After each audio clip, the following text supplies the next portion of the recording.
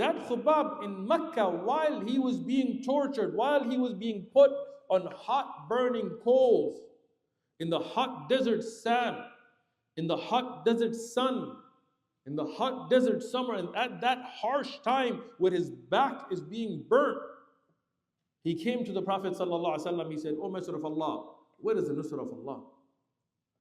And people tell us today, where is the nusrah of Allah? The Prophet ﷺ was leaning against the Kaaba, so he got up and his face changed. He got upset.